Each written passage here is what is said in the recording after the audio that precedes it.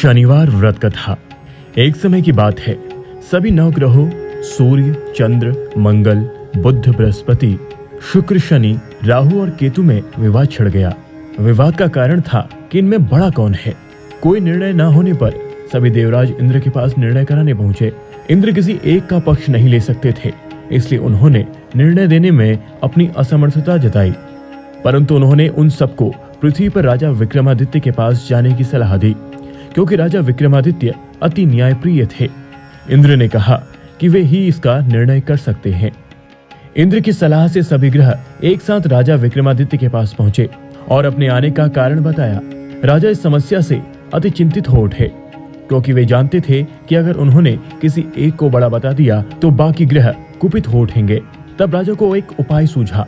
उन्होंने स्वर्ण, रजत, कांस्य, पीतल, सीसा, रांगा, जस्ता, अभ्रक और लौह से 9 सिंहासन बनवाए और उन्हें इसी क्रम से रख दिया। राजा विक्रमादित्य ने उन सब से निवेदन किया कि आप सभी अपने सिंहासन पर स्थान ग्रहण करें। जो भी अंतिम सिंहासन पर बैठेगा वही सबसे छोटा होगा। लौह सिंहासन सबसे अंत में था। इस अनुसार लौह सिंहासन पर बैठने वाला सबसे छोटा होगा। शनिदेव सबसे अंत में लौह सिंहासन पर बैठे, तो इसलिए वही सबसे छोटे कहलाए। शनिदेव को लगा कि राजा ने यह जानबूझकर किया है, इसलिए उन्होंने कुपित होकर राजा से कहा, राजा, तू मुझे नहीं जानता। सूर्य एक राशि में 1 महीना, चंद्रमा 2.25 महीने 2 दिन, मंगल 1.5 महीना, बृहस्पति 13 महीने व बुध और शुक्र 1-1 महीने विचरण करते हैं, परंतु मैं 2.5 से 7.5 साल तक रहता हूँ। शनिदेव क्रोधित होकर कहने लगे कि श्री राम की 7.5 आने पर उन्हें वनवास हो गया। रावण की 7.5 आने पर वह वानरों की सेना से परास्त हो गया। अब तुम सावधान रहना। ऐसा कहकर शनिदेव वहां से चले गए। इसके बाद अन्य देवताओं ने भी वहां से प्रस्थान कर लिया। कुछ समय बाद राजा की 7.5 आई। तब शनिदेव घोड़े के सौदागर बनकर वहां आए। किसी ने राजा को सूचना दी कि कोई घोड़े का सौदागर आया है और उसके पास जो घोड़े हैं वो बहुत बढ़िया हैं। राजा ने यह समाचार सुनकर अपने अश्वपाल को उस सौदागर से घोड़े खरीदने का आदेश दिया। अश्वपाल ने कई अच्छे घोड़े खरीदे। एक सर्वोत्तम घोड़े को राजा को सवारी हेतु दिया। राजा जैसे ही उस घोड़े पर बैठा, वैसे ही वह घोड़ा भागकर वन की ओर चला गया। वन में काफी अंदर पहुंच वह घोड़ा गायब हो गया और राजा भूख प्यास से जंगल में भटकता रहा। भटकते भटकते राजा को बेहद प्यास लगी। तब एक ग्वाले ने उसे पानी पिलाया। राजा ने प्रसन्न होकर उसे अपनी अंगूठी दे दी। वह अंगूठी देकर राजा आगे चल दिया और एक नगर में पहुंचा। वहां उसने अपना नाम उज्जैनी निवासी विका बताया। वहां एक सेठ की दुकान से उसने जल इत्यादि पिया और कुछ विश्राम किया। भाग्यवश उस दिन सेठ की बड़ी बिक्री हुई। सेठ खुश होकर उसे खाना खिलाने के लिए अपने साथ घर ले गया। वहां उसने एक खूंटी देखी जिस पर एक हार टंगा था। राजा ने देखा कि खूंटी उस हार को निगल रही है और थोड़ी देर में पूरा हार गायब हो गया। सेठ ने समझा कि विका ने हार चुराया है। उसने विका को कोतवाल के पास पकड़वा दिया।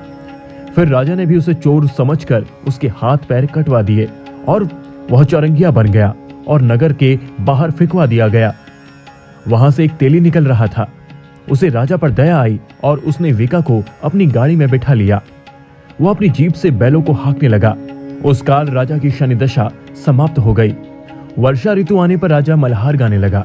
तब वह जिस नगर में था वहां की राजकुमारी मनभावनी को वह इतना भाया कि उसने मन ही मन प्रण कर लिया कि वह उस राग गाने वाले से ही विवाह करेगी। उसने दासी को राग गाने वाले को ढूंढने के लिए भेजा। दासी ने बताया कि वह एक चौरंगिया है, परंतु राजकुमारी न मानी। अगले ही दिन राजकुमारी अनशन पर बैठ गई कि विवाह करेगी तो उसी से करेगी। उसे सबने बहुत समझाया पर फिर भी वह नहीं मानी। तो राजकुमारी के पिता ने उस तेली को बुलवाया और विवाह की तैयारी करने को कहा। फिर उसका विवाह राजकुमारी से हो गया। एक दिन सोते हुए स्वप्न में शनिदेव ने राजा विक्रमादित्य से कहा, राजन, देखा तुमने मुझे छोटा बताकर कितना दुख झेला है। तब राजा ने उनसे क्षमा मांगी और प्रार्थना की, हे शनिदेव, जैसा दुख मुझे दिया है किसी और को ना दे।